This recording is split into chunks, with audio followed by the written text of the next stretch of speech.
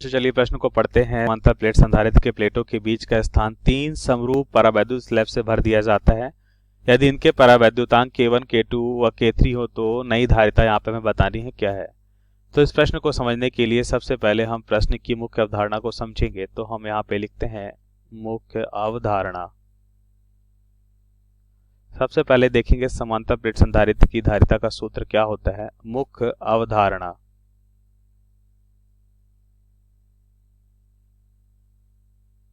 तो हम सबसे पहले देखेंगे समांतर प्लेट संधारित्र की धारिता। समांतर प्लेट संधारित्र की धारिता।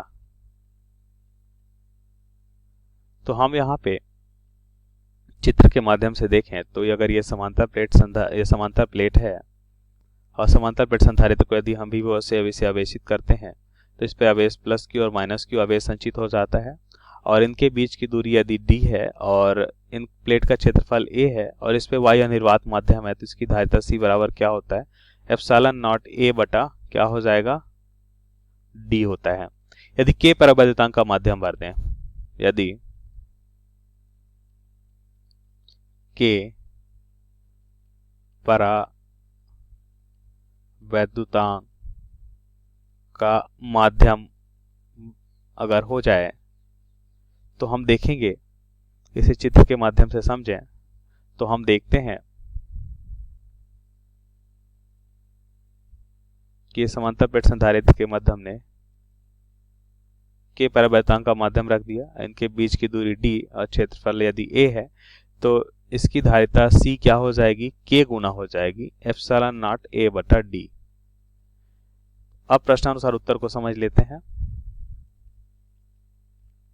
तो हमें क्या दे रखा है, ध्यान से देखिए। हमें दे रखा है ये प्लेट है, मान लेते हैं इसका क्षेत्रफल a है। ये पूरी प्लेट का क्षेत्रफल कितना है, a है। इसको 3 बराबर भागों में हमने डिवाइड कर दिया तो प्रत्येक का क्षेत्रफल कितना हो जाएगा, क्योंकि इस प्लेट का क्षेत्रफल तो a है।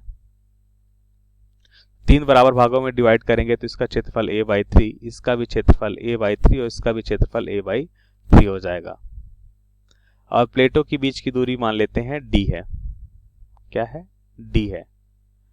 तो यहाँ पे दे रखा है यहाँ पे दे रखा है c धारिता समांतर प्लेट संधारित्र के बीच का स्थान 3 समरूप परावैद्युत स्लैब भर दिया जाता है और परावैद्युतांक यहाँ पे K1 K2 है तो नई धारिता यहाँ पे बतानी है क्या होगी। तो यहाँ पे हम देखेंगे कि अगर कुछ इस तरह से देखें कि इनके बीच प्लेटों के बीच की दूरी d है, इनके बीच विभव भी है, तो क्या हम देखते हैं K1 K2 और K3 तीनों के बीच विभव समान है।